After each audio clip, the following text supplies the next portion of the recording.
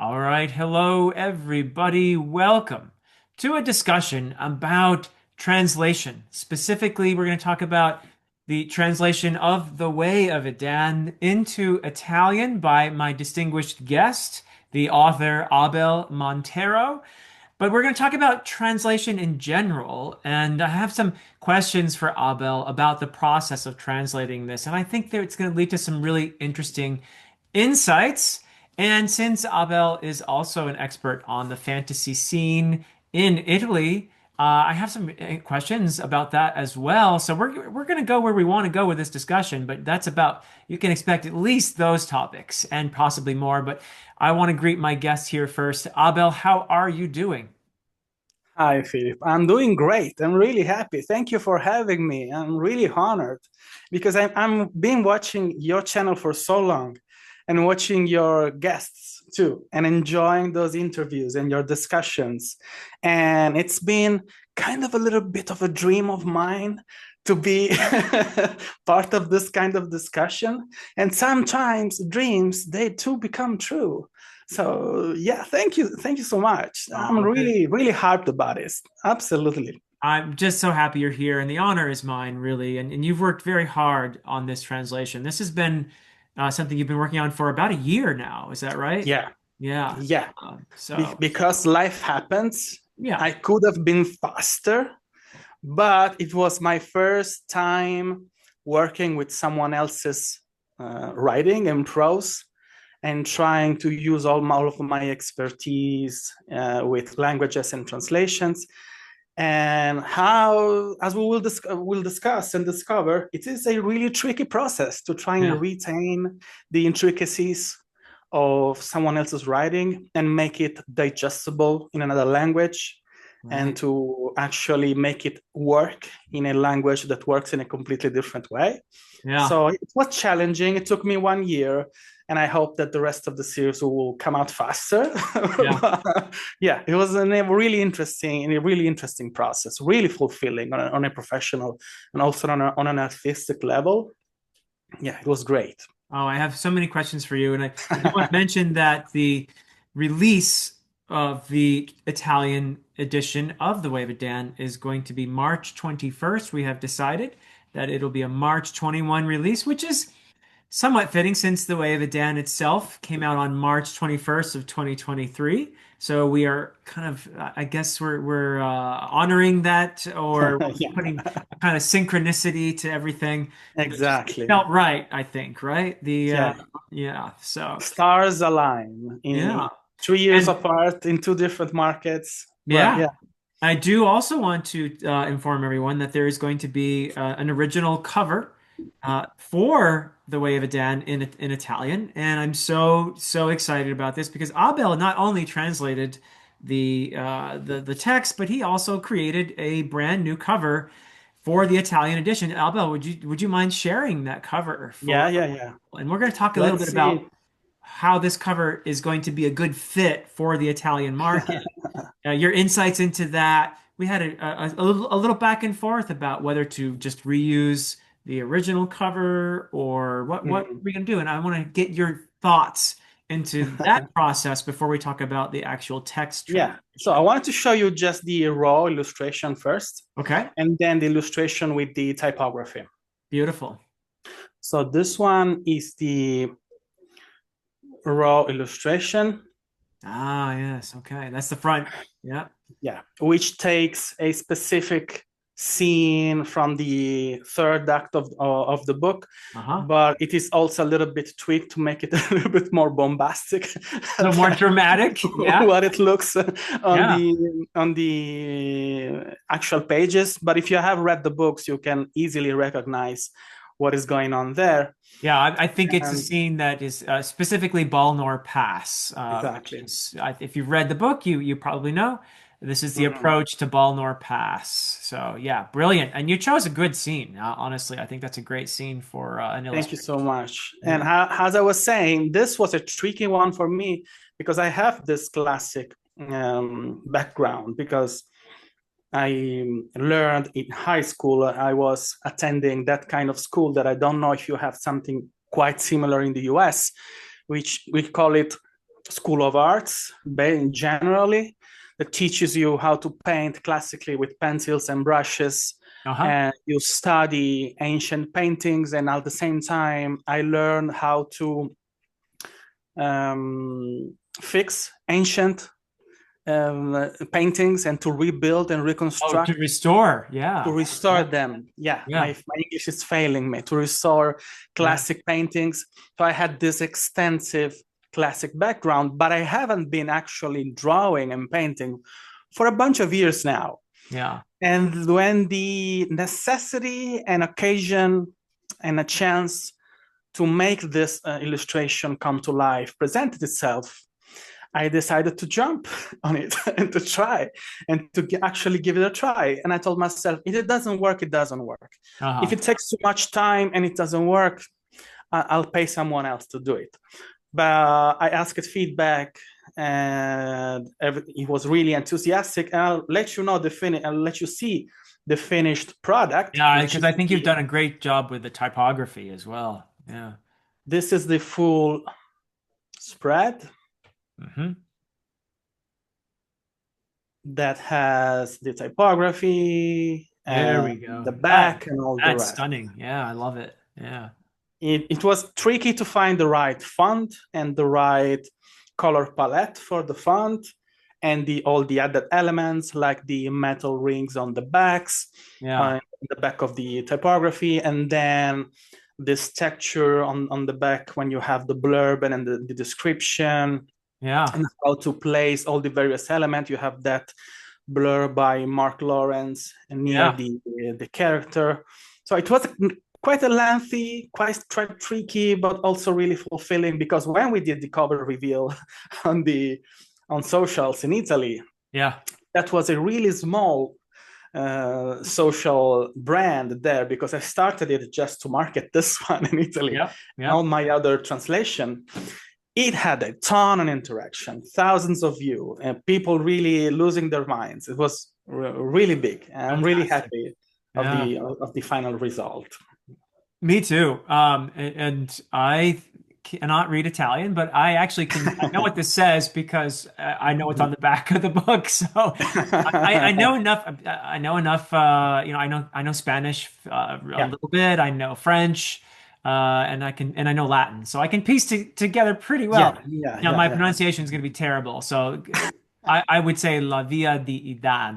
How would you say that in Italian? La Via di Edan. Edan. Okay. Edan. Okay. I Yeah. like it. I like It it. sounds really good, and it is quite a one-on-one translation, because that's really tricky too, to translate titles for books, because sometimes, especially when there are a single word, for example, you have Oathbringer Yes. from Brandon Sanderson. In Italy, Yeah. is just oath, which is a long Ah. word, which is giuramento. Oh, yeah. It is a They long word. Yeah. couldn't fit the oath bringer Huh. unless Huh. they went for a single word that kind of resembled the original title. It has that concept, Yeah. but it loses a little bit in translation. Someone who said a lot, but this one was easy, because the amount of letters and the significance, the inner meaning of the Almost word was identical. exactly the same. Yeah. So yeah, we were lucky. Yeah. It I looks planned that. I really good. planned that for you, Abel. Yeah, you're really kind, and you were really foreseeing the future about what's going to happen with this translation. Kudos to you. So you started to talk about the trickiness of translating, and this is Yeah. something that I do appreciate because I have translated myself. I've translated from Mhm. French and from Yeah. German and from Old English to modern English. Mhm. And I do appreciate the difficulties of translating. I haven't done a book length translation like you have. I've Yeah. translated some pretty long Old English poetry, but Mhm. not book length. And I have huge respect because I know the conundrum of a translator, and it's a bit like I think of it as a spectrum. On one Mhm. side, you can be completely faithful to the meaning and be Exactly. very close to as close as you can in terms of the meaning. But it tends to lose a lot of the aestheticism then. A lot of the aesthetic value just goes bye-bye when it becomes awkward and stilted and Mhm. so then you say, well, I want to try Exactly. to replicate the feel the Mhm. aestheticism of it. And that's on the other end of the spectrum. And the further you go that way, the more you lose of the original meaning. And it's like it's these two things are in tension, the Exactly. aesthetic versus the literal meaning. And the more you go one way, the more you lose of the other. That's how I've always felt anyway as a translator. Yeah. And there's another layer there, which Yeah. is the expectation of the market. Yes. What Yeah. people expect in a specific time frame. So Yeah. it is 2025. What people read in 2025 is really specific to this year. Yeah. And maybe we can enlarge that spectrum to the last couple, maybe 10 years of fantasy publishing. Huh. That layer encompasses what you can actually sell on the Italian market. So Huh. they expect a specific kind of book. And even if they give you the grace that your book is different from the other on a stylistic level, you always have to make it readable and Yeah. digestible and manageable, even if you try to retain specific quirks, Yeah. stylish flares. So I debated myself a lot before taking Yeah. and that slowed the translation too, because I had to take those decisions before to actually dive in, Yeah. because I could not go back and restart the translation with a different mindset because it Yeah. would take too much time. So And yeah, I I also think spent a the cover you created is a good metaphor for all of this because I think part of your decision making there was I think yeah, we need a cover that is going to send the message to the Italian mhm, market that exactly. this is epic fantasy, right? Yeah, And I exactly. think we agreed you actually did your homework and you asked readers of your own because you Exactly. Mhm. published in Italian your own fantasy novels, and you also have translated your own novels into English from Italian. English. I want to know which is harder for you, uh, Italian to English or English to Italian. You Uh, know, I think it's easier to translate my stuff in English because it's my stuff. uh-huh, uh-huh. To translate someone else's brain and artistic feelings and sensitivity Yeah, is a whole other business, because you have to make a huge leap of empathy and trying to understand why did Philip choose these really obscure and complicated words? yeah, And why did he decide to phrase this thing in this way? It would have been easier to make it in another way, but what was the purpose to make it in this way? So yeah, okay. definitely translating from English to Italian, which is crazy because English is not my mother language. So you would think it is difficult the opposite, to make it from Italian in English, but Yeah. no, absolutely not. Interesting. Very interesting. That is not the answer I expected, so I'm glad I asked. Yeah. Yeah. Yeah. About the original cover, I have to say, Yeah. So I have yeah, a what were your thoughts huge, in creating this cover, yeah, particularly for the Italian market? exactly. So let me preface the original one, the American US International one. It's amazing. It's an Yeah. amazing artwork. Yeah. It is so unique. It stands out. I had never seen anything like this. Okay. And I've been reading epic fantasy for all my life. So that's a huge win, a huge accomplishment.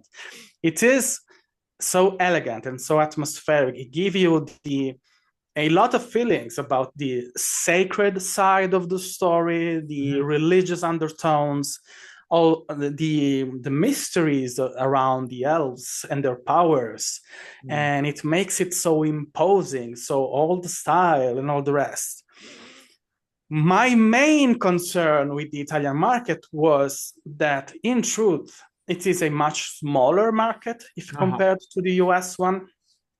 So there is, if we do percentages of the amount of people that between the great spectrum of readers in Italy, the percentage of people reading fantasy books in general and then epic fantasy books in general, I don't think is that different from the percentages that you have on the US market.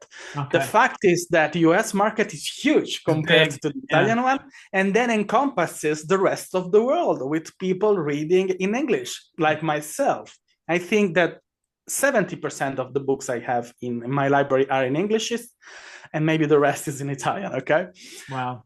So, given the fact that it is so much smaller, and then specifically the people who read epic fantasy are so less and less compared to the rest of the market, they have a really narrow range and specific expectation about how an epic fantasy book looks, what it's supposed to be on a cover.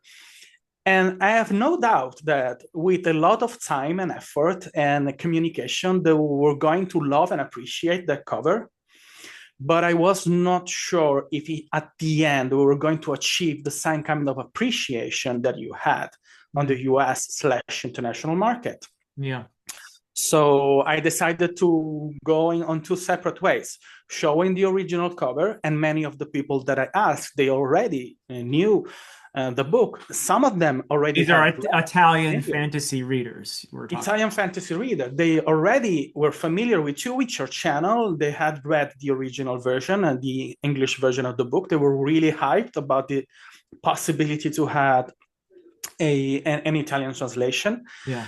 And then I asked them specifically this: do you think this will be appreciated? And not to be menial, but do you think this will sell in Italy? Yeah. And they were on my same page. 99 of them, percentage of them were, yeah, this is going to be a hard sell for our market. Okay. So my push to have a new cover was for this one. And at the same time, it was a risky move because when I asked this before showing them the cover for the Italian edition, I was not sure of the final result with the new cover. Huh. So I then went with another round asking them, what do you think about this? With the raw illustration first, and then with the typography. And they all said, yeah, this one, this one is the one that will resonate with the audience. They will immediately understand this is epic fantasy. Yeah. That has a large scope, what the aesthetics are, and a little bit of how big the story is. Right. And the atmospheres that it gives, because it has this moody dawn or dusk, depending on what I want to see on the sky. It has this swirling cape that makes it really happy. It is really classic. We didn't reinvent the wheel like the original cover did, reinventing the wheels of covers. But I think it's the wiser choice for the kind of readers and market that we have here in Italy. Yeah. In the feedback was good, so I think it was the right call in the end. Good. No, that's a very intelligent way to go about figuring out what could possibly work best. And at the end of the day, we want to sell books, right? Yeah. At And the end give of people the day, the message. This is what you can expect inside this cover, right? And a cover is important. People do judge a book by its cover. Right. So. It's like it's probably the most powerful advertisement tool that you could possibly have for your book. And I know a bunch of people who treat books like they really love to show them off, and they don't plan actually to read them for a bunch of years, if ever. And they will be motivated to buy the books because they enjoy the cover. Then they will probably, hopefully, enjoy the story too. And even if we love readers who are able to devote time immediately to read the book immediately as they buy it, we know that realistically it's not like that. And I'm the first, and I have books that I plan to read in the next 5 years because I will simply won't have time being a reader, being a writer, being a translator. So it is tricky as a decision. It wasn't took lightly, but there is a lot of enthusiasm behind it, and a lot of respect and love for the story.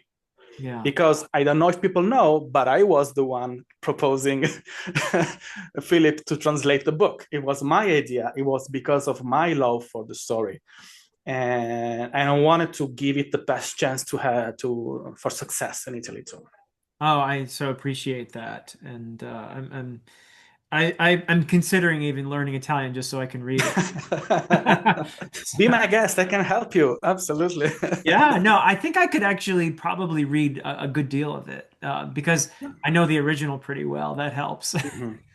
Yeah. But no, I mean, I'm so excited about the whole thing, to be honest. But I am interested too in the intricacies of your process and Yeah. it sounds like one of the difficult things, maybe the most difficult thing, was that I wrote this I have a background as a medievalist and as a big fan of It shows. a lot of older fantasy. Tolkien, William Morris, and all. And these are writers who do not shy away from using archaic language, archaic words.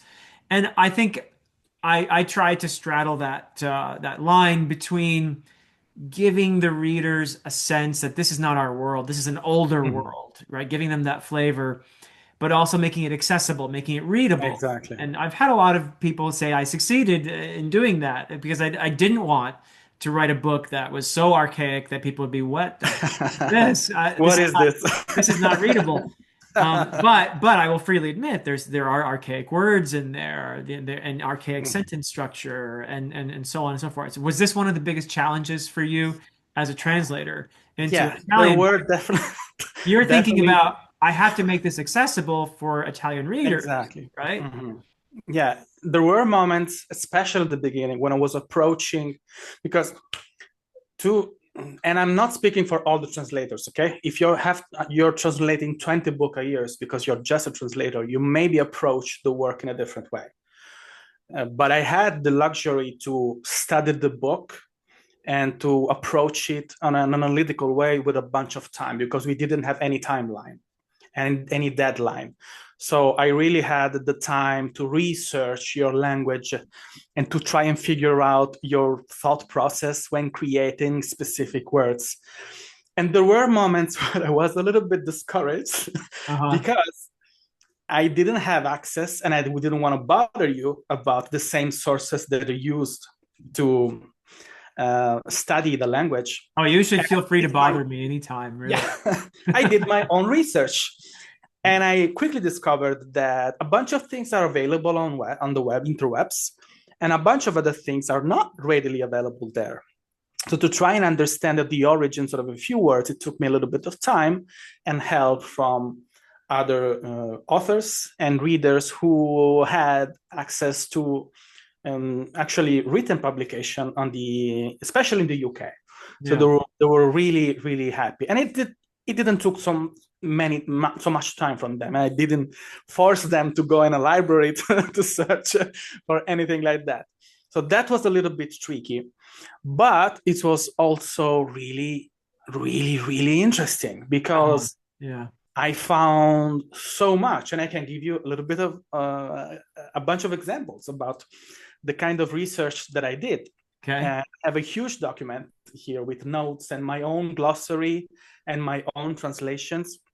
And as you said, it all comes to the balance between the artistry and the commercial side of things. Okay, Uh-huh. you can either try to stick to the original text so much that it's almost a basic one-on-one translation, or you can try to give a sense of the atmosphere and the meaning, trying to say much closer to the actual modern expectation for a Mm-hmm. epic fantasy book. And I think I decided to stay kind of in the middle Mm. and to be as faithful as possible, but to also take a few authorial decisions Yeah. to make the tests flow properly, because there are a bunch of things that the structure of the things of the sentences and words that are they're part of the natural flow of the language in English that cannot be translated in Italian because we have a different flow, we have different structures. So for example, the first decision that I had to make was, do we translate, and we discussed a little bit about this Yeah. in our first discussion, do we translate the names of the characters, and then do we translate the name of the creatures Yeah. and of the places? And that was tricky too, because there are two schools of thought in Italy about that.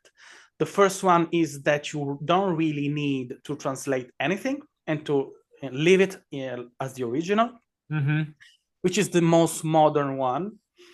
And the other one is what we have during the 60s, 70s, and 80s, and that it was kickstarted with the Italian edition of The Lord of the Rings and all the rest, and then Shannara and everything else, where they took a very heavy-handed approach and they translated everything, names, places, So it's creatures. not Bilbo Baggins, it's some Italian name.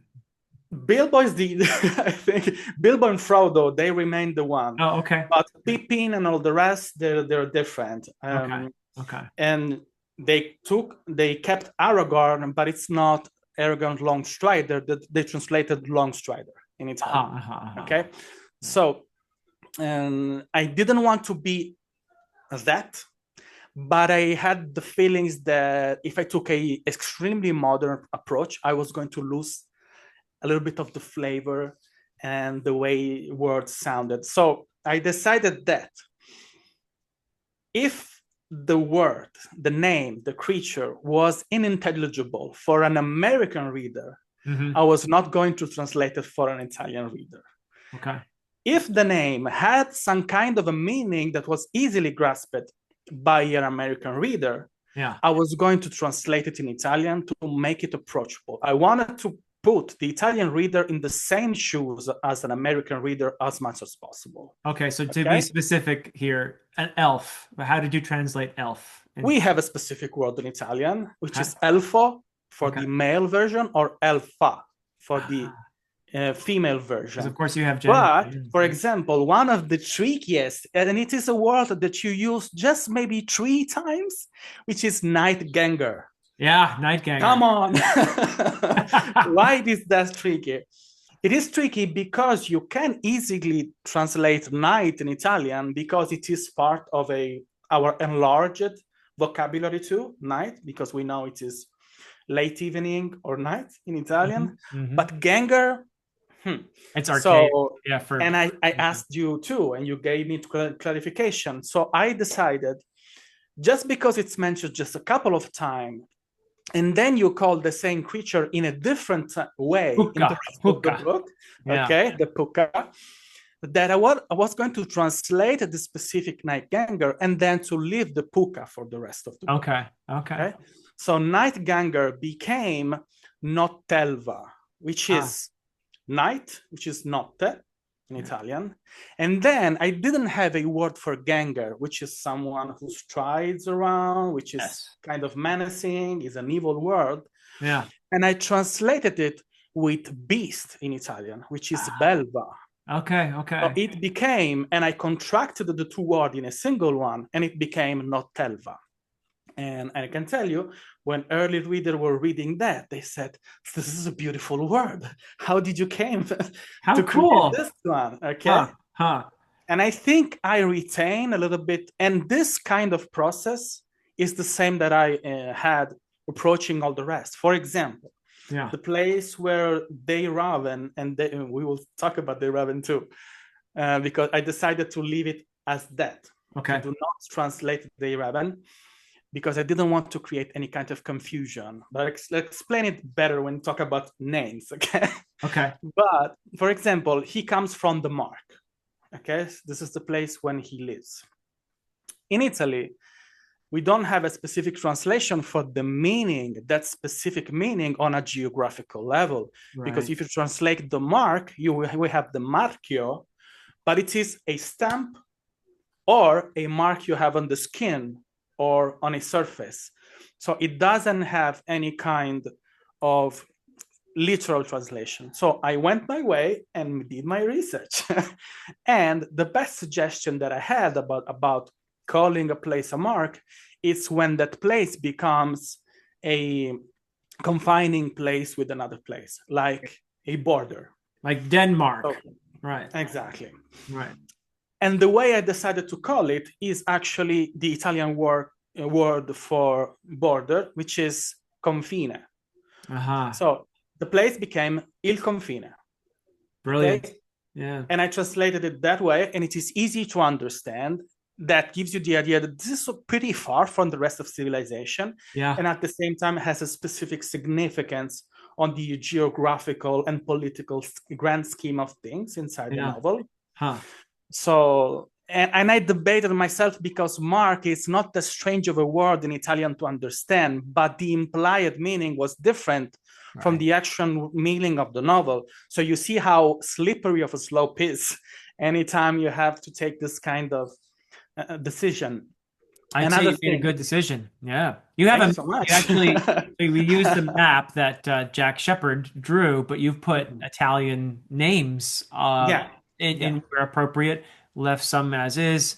exactly. I'm excited for people to see the Italian version of the map too. And you chose even a slightly different font for it as well. So yeah. Yeah, that's because the book is a little bit smaller in Italian, Yeah. the format. So I Yeah. was afraid people were not going to be able to actually read them in Uh-huh. the original font. So I took that administrative decision to Good. make it Good. easier.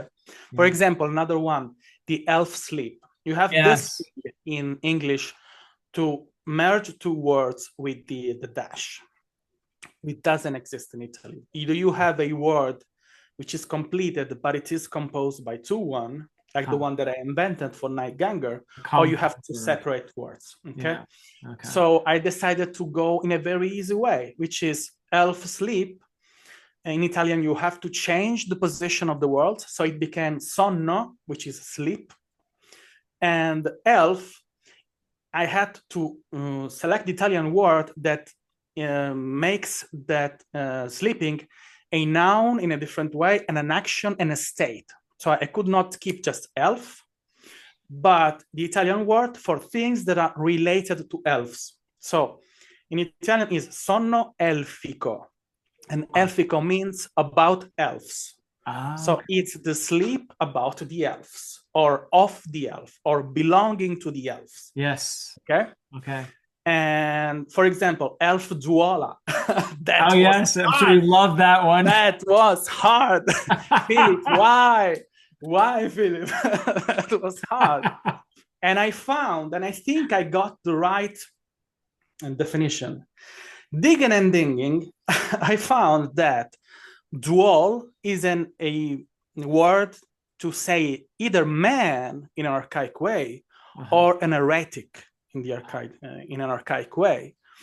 And then that I was going to find a right way to merge the elf and the duola, which can mean elf man or elf infestated man Mm. or elf cursed by the man cursed by the elf. Yes. Okay. And I tried to create a new word in Italian, Wow. merging to Italian word. So I tried for an archaic way to say man in Latin, which is viro, Uh-huh. okay? And I kept elf in Italian, which is elfo. So an elf duola in Italian becomes virelfo, which Ah, is a new okay. word. And Yeah. it sounds so musical and so beautiful. It's cool. Yeah. Yeah. Virelfo, okay? Yeah. Another very challenging thing was something that could feel really easy to translate, which is bondsman, Uh-huh. imhar. We don't have a word for bondsman in Italy because Ah, either you have a slave or you have a servant. right. There is no in between. So imhar, if you have read the story, is kind of in a specific decision. Do you want to explain what is his position in Raven's family? Yeah. I mean, Different between it's a bondsman and a servant. yeah, it is like I said, something in between a slave and a Mhm. servant. And Yeah, in that culture, it would be someone who is, in a sense, owned by the family, but is almost like a family member at the same time. exactly. Mhm. And that person, under normal circumstances, would have the ability to buy their own freedom or eventually be free just on merit. And Mhm. that would be a common occurrence. So it's not a permanent state of slavery, but nor is it quite accurate to just say servant because there is Mhm. a degree of ownership in the relationship as well. Yeah. So yeah, it's a little nuanced, I guess you Yeah, could it's say. a little nuance. Yeah. So since the word is used so often in the book when referring to Imar, of course, there I had to take a decision. It was different from Nightganger, which is used just a couple of times. Yeah. And you have to think about how a translation will impact the flow of the reading. So if I decided to create a new word just for that, people were going to read it hundreds of times in the book and always activate that part of their mind that reminds them, oh, this means that. Okay. So I decided to go, let's make it easy. Let's call it servant. Yeah. Because then by reading the rest of the book, you can infer the actual meaning because he was bought as a slave when he was a child. Mm-hmm. But the relationship we have with the family, and I think it works the same way with other families and other bondsmen there. Yeah. At a certain age, the family will actually let you free, and you are actually paid. You're in a position when you work and you gain money. So I was not going to call it slave, because if you're a slave, it's quite possible you'll be mistreated, you'll gain no money, you'll have no freedom. Yeah. But a servant is one who has a much more human relationship with the family. Yeah. So I left it servant. And I was not going to create a new world because it was going to impact the amount of time people had to remember the actual Yeah. meaning of the world. I think you went the Okay. right way. Yeah. I think you went the right Thank way you. with that. Yeah. And then just, I don't want to be too nerdy about things. Just another thing I'll Oh, tell please. you about. Here, this is my channel. Be as nerdy as you want. Yeah. For example, gruduk. Oh, the Grudug. Yeah. This one of the occasion that I decided to leave it like that. Okay, Uh-huh. because I understood that grud was kind of difficult to translate the proto-Brythonic Yeah. origins of the proto-Celtic, and because it could be translated by cheek, by jaw, by mandible, and at the same time, dug, it's an ancient way to say hound or dog. Hmm. And but I told myself the way when people will see the creature, they will probably think about the jaw and the mandible, yeah. Yeah. But the duck, which could also be connected to the acts of digging, it's interesting. When you see the creature, you understand why. Okay? Yeah, yeah. It's But it's a giant maggot-like, yeah, thing, it's a horrible thing. Yeah, it's pretty disgusting. Yeah, yeah, Yeah, yeah, the way it moves and what it does actually in the story, its yeah, function in the story, it's pretty creepy. And I decided, you know what? This shows up just once in the book, just in that chapter, and it has this really brief, really impactful role in the story. If I try to create a new word, I will have to use words that don't merge well together, and they don't sound pleasing for the hearing. So I decided, no, I'm not going to do that. But I learned the meaning, and I'm pretty happy about all of those researches. Huh. Same thing for the dwerg. The dwerg, yes, okay, yeah, which Yeah, is an Old English word for dwarf, essentially. exactly. Yeah, I found the meaning pretty fast, yeah, but I was there debating myself if I was going to change the Italian word, because it doesn't sound exactly like dwarf, yeah, but it sounds a little bit different. So I told myself, do I have to take the Italian word, which is nano or nani hmm. for dwarf, and to try and change it a little bit to make it a little bit more malleable? But then, luckily, by doing researches, I found that in Dungeons and Dragons, a 89 91 edition, we actually had a literal translation of that, which is duergi or duergo for a No single. kidding. In So I Italian. was lucky. Yeah. So we have, for a singular one is duergo. If Huh. it's a female, it's a duerga. Yeah. And for a plural is duergi. And I was really happy because that was useful when translating duerglyph on the map. Yeah. Okay. Yeah. Duerglyphs, do you say? Yeah, you Yeah, see? that's close enough. Yeah, yeah, Yeah. And I decided to go to take the light side of the world, the second half of the world, and yeah. translate it in. I was debating if light or light as weight. And I Hmm. decided to go kind of in the middle and say smooth, which is lievi. And in Uh-huh. Italian is duergi lievi.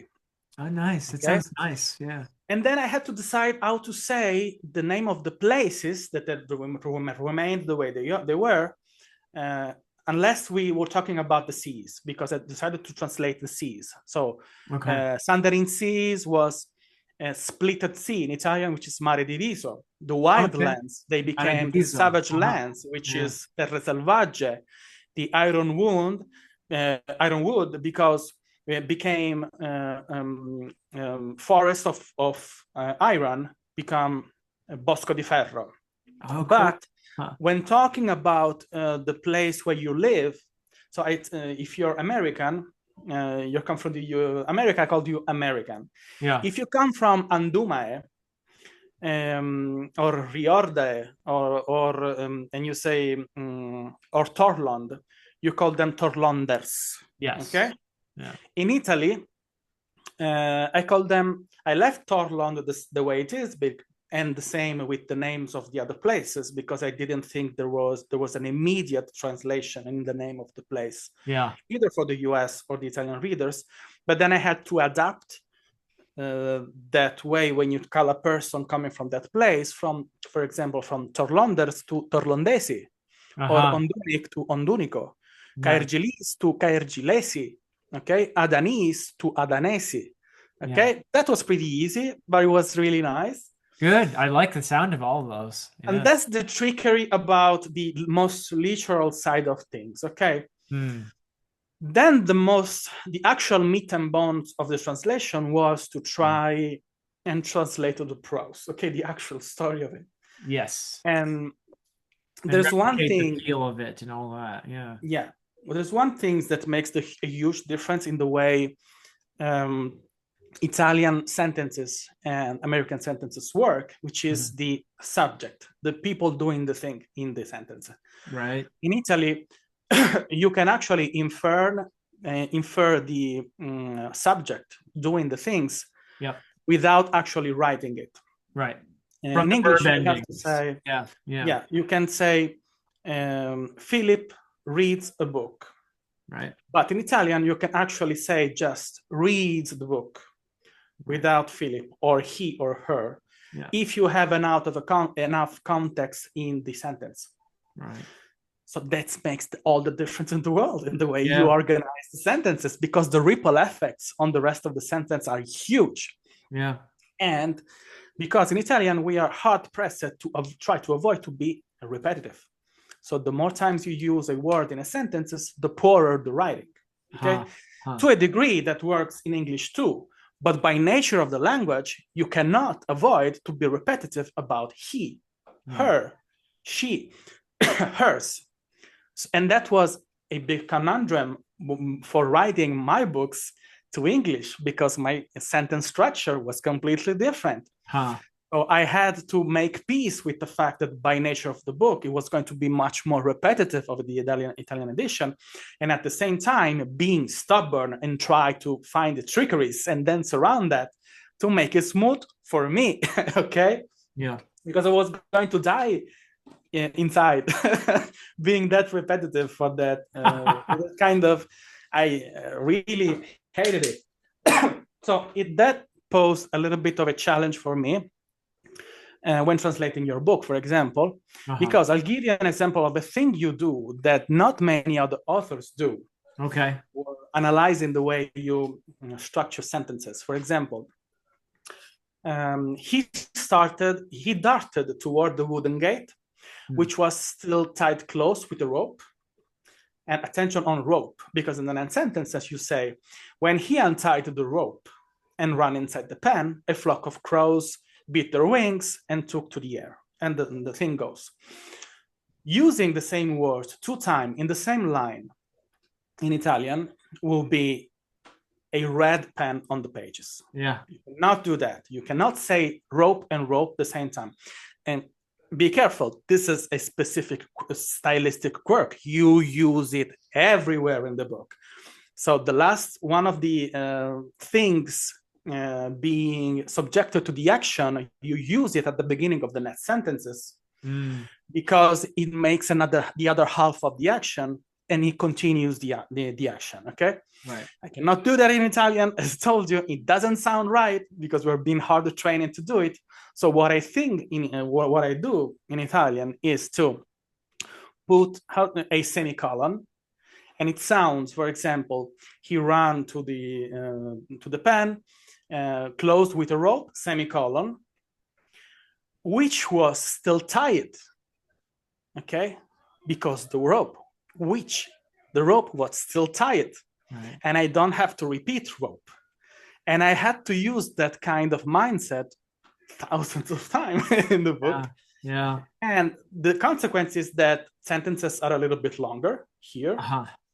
But the semicolon helps you split the meaning without repeating the words, and at the same time without actually interrupting the rhythm and the flow of the words. Okay, so that's using the right subject, the right person doing thing in the Italian version. For example, I had to add "dei raven" a bunch of times in Italian, especially in between dialogues, to make it clear who was saying what. And I had to reformat the paragraphs because you have really long paragraphs most of the time, and you have dialogue tags inside the paragraph. Yeah. And then you have internal monologues in cursive inside the paragraph.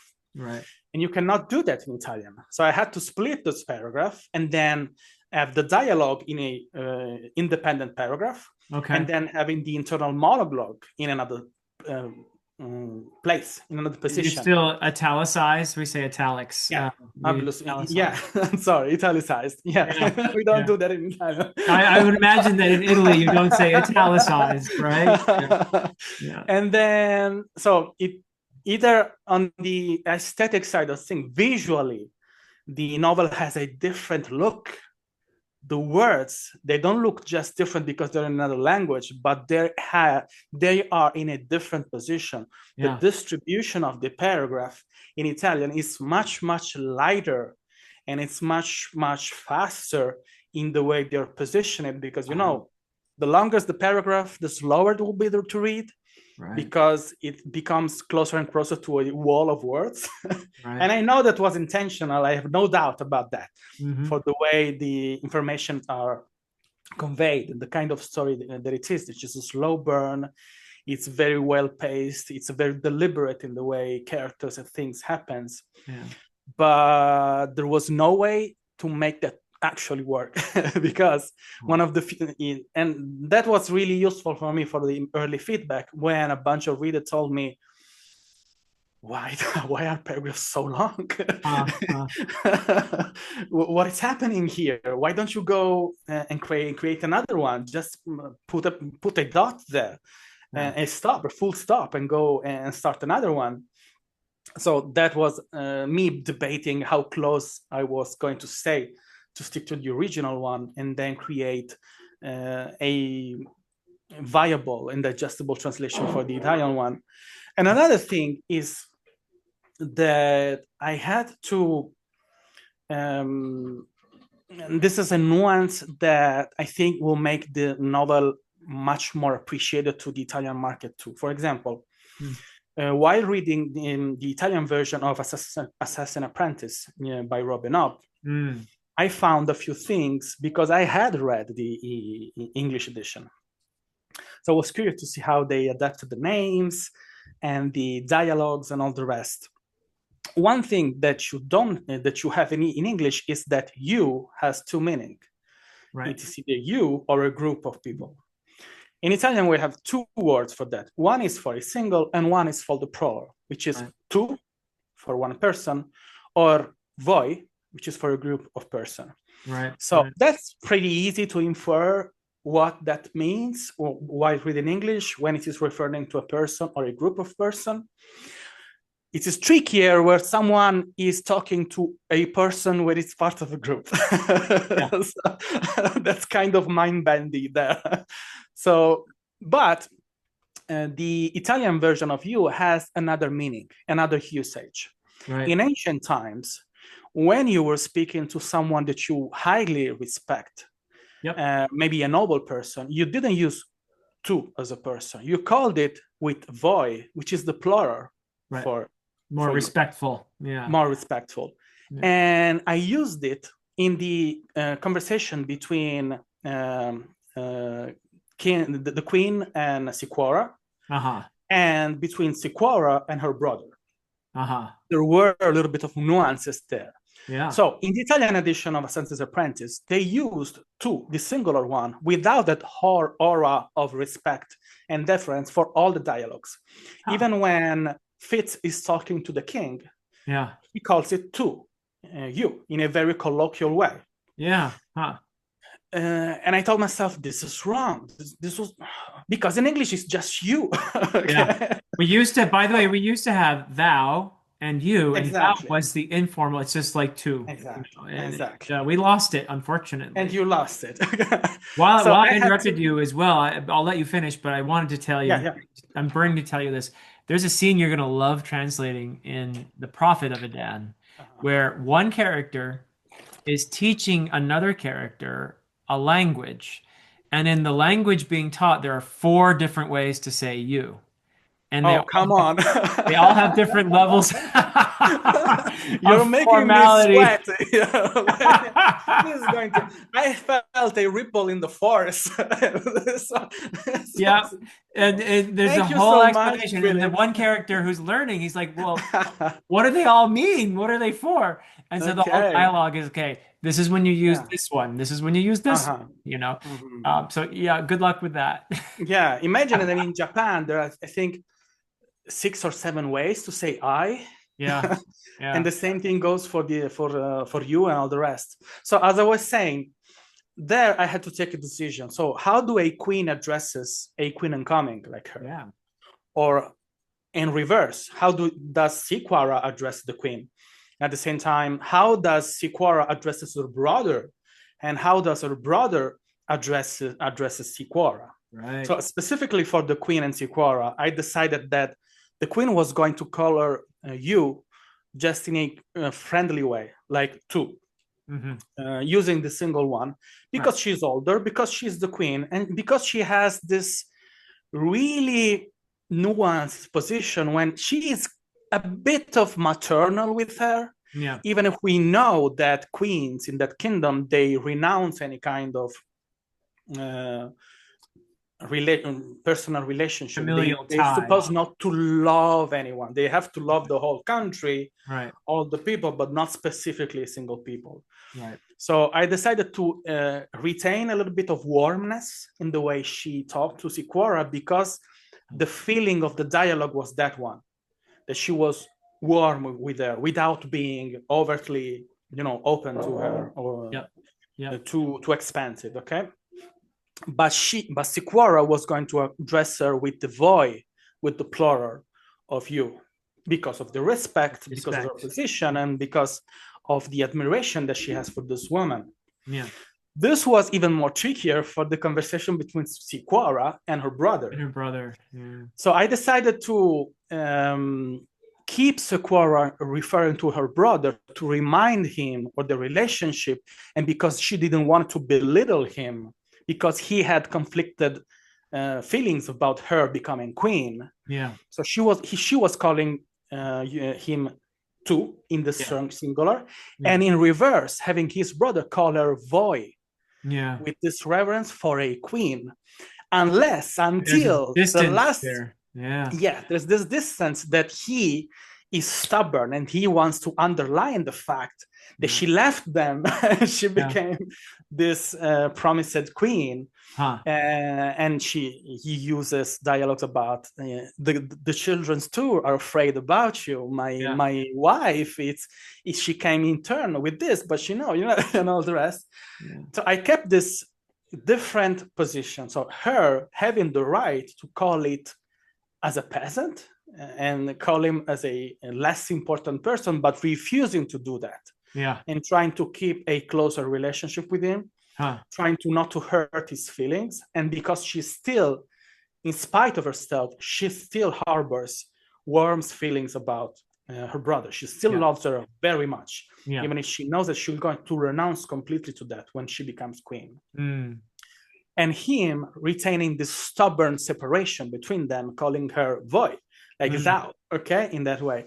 Until the end, in the last sentences, when she calls him brother, and he replies with a tu. Oh, that's so she beautiful. comes again on the same level. Yeah. Okay. Yeah. And I like the fact that I added this level of nuance in the Italian version. That's just beautiful. I love it.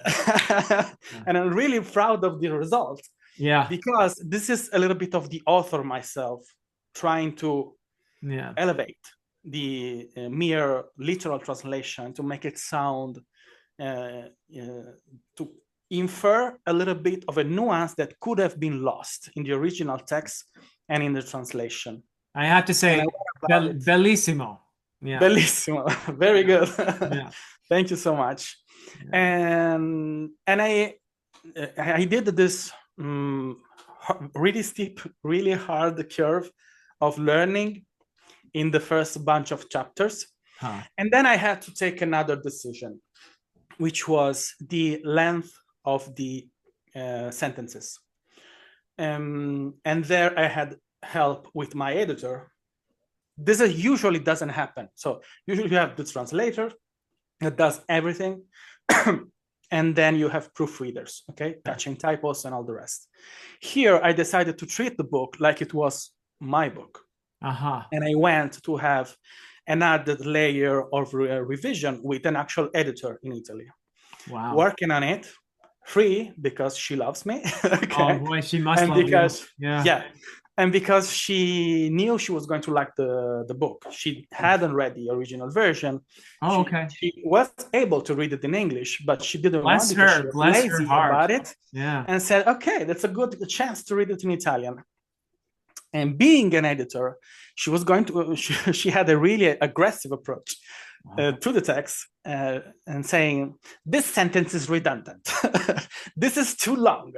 We know what you're going to say. Why are you saying again? Like I was writing the book. And I said, that was not my decision. That's the way in the original text it is. Come on. So she decided to be kind of in the middle. So you'll see that, and this is strange because usually when you translate something from English to Italian, it becomes longer because the way we structure sentences becomes a little bit longer because words are longer and because they're a little bit more complicated the way we structure prose. We decided to stay kind of in the middle. When a sentence is properly and easily conveyed in Italian, sticking to the original, and has a stylistic flair that it makes you understand that this is not the usual run-of-the-mill fantasy that has a specific background with ancient languages. And there's a lot of stylistic decisions to make it sound different and specific, to create a very unique flair and atmosphere and all the rest. We're going to retain the sentences. But on the menial side of things, in the more mechanics, because, we are not Johnny Words. We are not trying to make a simple action sound like ancient poems, because she doesn't say, I'm drinking a glass of water. She will say, I was in the fields drinking crystals. Okay? We don't do that. So there are sections of your books that are pretty streamlined, okay? They're easy to read. The flow, I'd say the majority of the book is pretty approachable, but there are places when you see there's a little bit more of a artistic flair. Yeah. So we decided to preserve all of those perceived artistic flares there, and to keep them as close as possible, even if there were sentences, places where they kind of sounded a little bit janky in Italian. Yeah. Because there was so much of stakes and so much to gain in keeping them in the same way, and then to streamline all the places of the book that were simple, but that could sound janky in Italian because of the way English and Italian they don't align. Right. So sometimes I ended up cutting a repetition, erasing words, like for example, the thing about the rope. Right. Many times you have that words at the end of the sentence, and then you have the same words at the beginning of the next sentences. Those words are going to cut all away. Sometimes you said red blood in a way that didn't infer that there was some kind of added emotions. And the editor said, unless they're from another planet, their blood is going to be red. So we don't need to say red blood. Let's say blood. Okay? And that's the kind of remark that unless I think an Italian editor will tell you when you try to write a novel, they'll tell you that less is more for this kind of, especially when a novel is pretty long. And it's not a huge chunker, but it is a substantial novel. So we decided to streamline that. And I have to say that I'm pretty proud of the fact that it flows really well in Italian. It's really, really smooth. And the fact that I am an author myself, I don't want to badmouth any other translator, of course, but it gave me another layer of complexity in the final result, because it was easier for me to try and put myself in your shoes and try to understand what was he trying to say, and why did he try to say it this specific way, with these words, with this length, with this kind of complexity, or what was he trying to infer in this dialogue? Okay. For example, you very often says the older man or the younger man, but you don't have in Italian about that. So it makes the sentences really long and really convoluted in Italian. So I decided, for example, when there's, they call it agile many times, the older man, okay, the Raven's father. Right. And I decided that there were instances when I was just going to call him the old man, not the older man. Right. You're losing the comparative there. Yeah. Or the elder, okay? Because it's you. And in Italian, I called him il vecchio. But calling it il vecchio in Italian, it could have a disparaging underline, like you're trash because you're old. Right. So I used it just in a couple of sentences, maybe when they were fighting at the beginning of the book, because Raven was really heated about the confrontation, and Imar too was kind of joking about him being older and being so much more stronger and proficient with this word with them. And just in those sentences, we called him the old one, il vecchio, in a way that was kind of colloquial. And in a few other sentences, we called him the older man, like the elder or l'anziano in Italian, because it was a little bit more deferential. And it was also a big challenge where we had a bunch of people, of noble people, really interesting people. Example, there's I don't know if I think your followers, they all read your book. Well, not all of them, but yeah. I'm not going to make a spoiler, but they're debating how they have to handle a thing that happens to the Raven. Okay. Yeah. So there's a bunch of really powerful people there. And I had to decide when they were on colloquial level and when they were on a deferential level, especially the way the saying is talking to Bagsack. Yeah.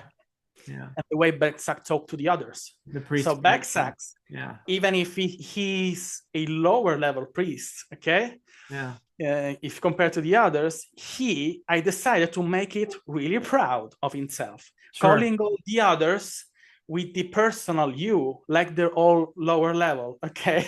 Right. And the people who didn't like him using the same kind of communication with him, being on the same level, and the people who had more of a political gain in being deferential with him, calling him voi, the thou. Okay. Okay. Okay. Good. Yeah, and that went on for the whole novel. I can stay here 2 hours going in the nitty gritty, translating every single thing. The last thing that I'll say about the intricacies of the translation was that I was really tempted to translate Day Raven's name in Italian Yeah. because Okay. I had found an Italian translation that was that sounded really good, but the book, the English version of the book, tricked me because I don't know why I had this Mandela effect for a good book. And when I read the book for the first time in English, Yeah. thinking that Day Raven had Raven jet black hair. So, Uh-huh. Uh-huh. Okay. Yeah. and I think that the book tricked me because there is a sentence that could be interpreted with him having a specific relationship, a kinship with ravens Yes. because of their color. Hmm. And I thought, yeah, he thinks he has a relation because he has uh, black hair too. But then when I reread the book and Yeah. I went to the translation, I told myself, I fooled myself. Huh. He's blonde. He has light What's hair. going on? Yeah. Yeah. So when I went and I was sure that he had dark hair, Huh. I went translated Raven. Actually, we don't have the distinction between crow and raven in Italian. We just have Oh. one word, which is Okay. corvo, okay, which is crow, corvo. Yeah. Raven doesn't exist. And day, which is giorno, the day, okay, Huh. the part of the day when there's light, I'll say. So I was going to translate it an ancient way to say day in Italian, not giorno, but di. D and I with an accent, Yep. okay, which is rarely used in Italy to say when it is 12 o'clock at the noon, we say Mm. D, but nobody uses it anymore. And to translate raven in corvo, and I was going to call him Di Corvo in Okay. Italian, Huh. okay? Uh-huh. It sounded good, but I was afraid it was going to trick people in having confusion the same way I tricked myself in that Uh-huh. place. Uh-huh. So I decided to leave it at Day Raven Yeah. because I thought US people, American people, and British people are going to say, this is a weird name. And in the book, people tell in his face to Day Raven, this is a weird It's a name. weird name. Yeah. And I told myself, yeah, let's leave Italian people think this is a weird name. Okay. And let's Okay. leave it at that. Okay. Yeah, Very I'm cool. going to stop myself here because Yeah. we went too long about this, Oh, but it's it wonderful. I was so enjoy this. funny, I really. enjoy it so much. And I did want to ask you as well what your thought process was for the songs of origin. And because that's obviously in an ancient language. Did you even think for a second about translating that in some way? Or Okay. just, you know what, leave it as is. What was your thought process for the Yeah. songs of So origin? I told myself, if this has to sound like a song, um, so I had two different approach with a pretty long one at the beginning of the book, and then there is a longer one at the second part of the book. Uh-huh. And the first one, I decided if I can give it a semblance of a song in Italian, adding rhymes, I'm going to add rhymes. So you're talking about the poetry in there. Yeah, Yeah. the Okay. poetry. Yeah. Yeah. All right. And which are pretty lengthy.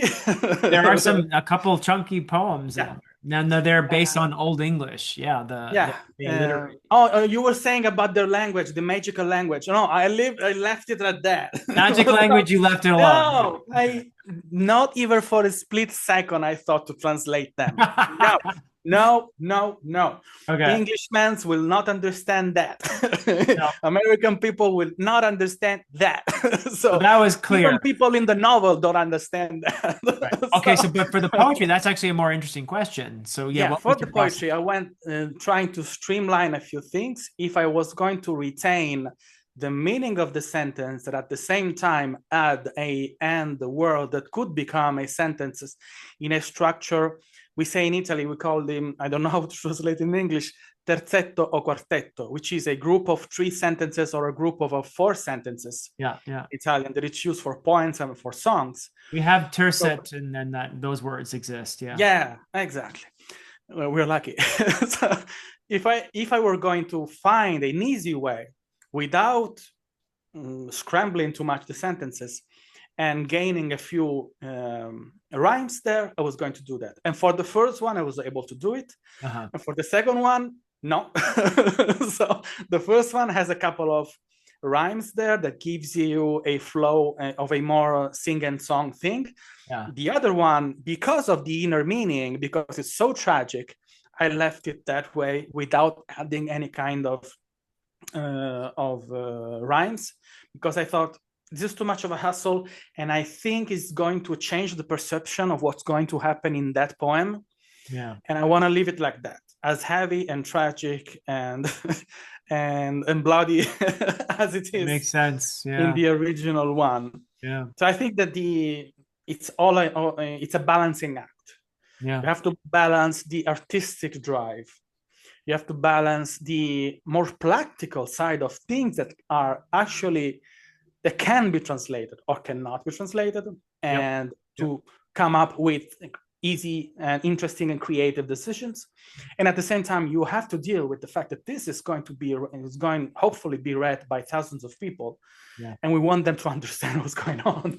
Yeah. That is so, crucial. Yeah. so Wow, you've given so many wonderful insights. I'm so excited about this Italian translation, and I feel that an even greater appreciation. I already was very grateful for your efforts in this, but I have an even greater appreciation for what you've accomplished here. And thank you so much for taking the time you're to welcome. And I have to say, it channel. was a transformative experience for me too, because, Uh-huh. and we can disclose that with your audience. I'm not ashamed of that. One of the things that I said to Philip to convince him to let me translate the book was, I'm going to study the book Uh-huh. because I'm going to use that to make my English better and to make my writing in English better. Mm-hmm. And I told you these specific words. I'm too lazy and I'm too old to go back to school to make my English better.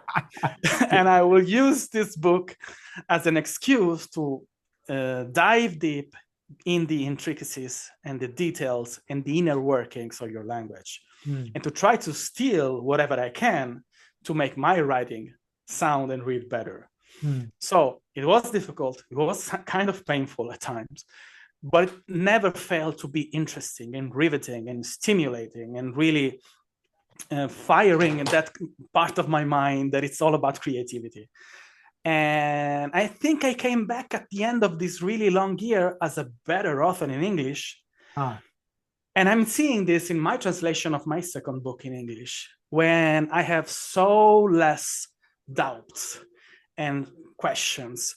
I'm so much more sure and so much more deliberate about the decisions that I make when I translate what I have wrote in Italian to the English edition, because of this process. So I am grateful to you because I did this one, and I'm so much of a better writer because of this process. I'm so glad to hear that, and that alone, I think, is very gratifying. But please, before we go, I will of course I'll have a link in the description to Abel's YouTube channel where he covers a ton of fantasy, big supporter of indie fantasy as well.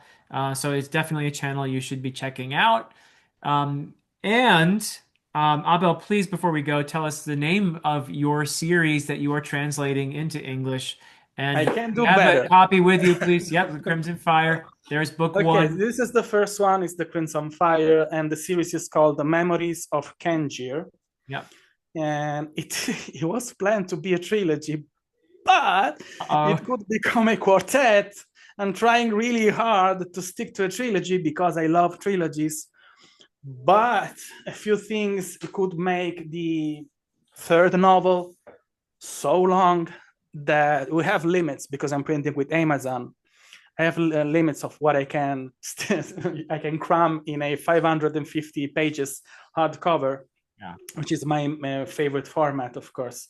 So I have to decide if I want to.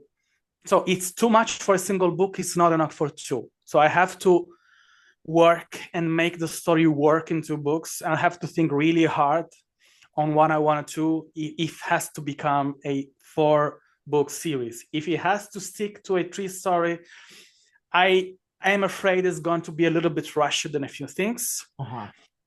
But I know that for many authors, that's not a concern, because they say if readers have been reading your book, they're probably expecting you to wrap it up in the third one. So they're not going to mind it.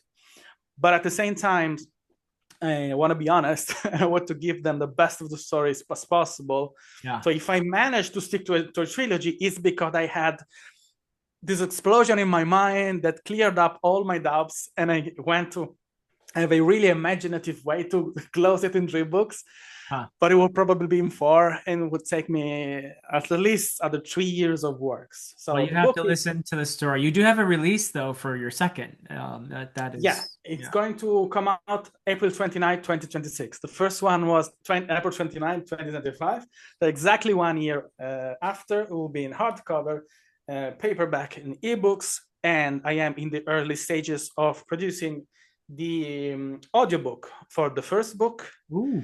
And for the Crimson Fire. And as you know, as a self-publisher, it's a really expensive, really Yes. long, really hard process. But but there are so many people and so many readers asking me, where's the audiobook coming? Where's the audiobook? Where's Yeah. the audiobook? Yeah. That Yeah. I cave in. I'll probably give you an audiobook in 2026, but I have no specific release date for that. Marvelous. Well, thank you for sharing that. And of course, you've published quite a few books in Italian already. Yeah, I have 9 books in Italian, 9. and I am planning to release my first series, which was a science fantasy series, loosely connected to the series that I'm publishing in English.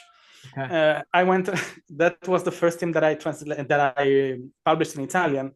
So I want to publish it in English, but I'm an older guy now, and I have higher standards. So when I'm going to release that in English, it's going to go through an extensive review Yeah. and rewrite to make it work. But if you like what I write, the way I write it, be sure you have at least 6 fantasy and science fantasy novels that have been received very warmly. The feedback has been amazing. A couple of people really hated it, but just a couple, and all the others really loved it. And There's they all always say, somebody who hates it. There's always somebody. So, yeah, yeah. if you are doubtful, it's your right about the fact that this is not originally written in English, and how it is going to be read, how it sounds, as it's competently translated. You have to know that I've been really lucky, because my book was edited by a professional Canadian editor, but it was also reviewed and revised by 3 authors, which are Nick Snape, Palmer Pickering, and I have a blurb by Josiah Rosell. Wow. And if they say that Those are that 3 great sounds good authors. in English, Yeah. you're pretty sure that sounds pretty good in English. So Yeah. Those are be good sure people. about that. Those are Yeah. good people. Yeah. Really proud, really grateful for them. Yeah. Oh, fantastic. Thank you so much, Abel. And yeah, once again, link to his channel. Please go check out his wonderful channel and support Abel with his The Crimson Fire and the upcoming release of book 2 in April. The Sunrise Dagger. Yep, the Sunrise Dagger. Yep. Beautiful cover design as well. You had a red themed cover, and the next one is kind of a yellow themed cover. Orange, yellow, orange. Orange, yellow. Yeah, yeah. Yeah, giallo. Good stuff. All right. I think you're going to speak a very good Italian if you put a little bit of effort in it. 6 I would months love to to. I would speak love to. incredibly good Italian. Yeah, I would love to. So, but thank you so much, Abel, and thank you Thank everybody you. for watching. But this is it for us for now. Until next time.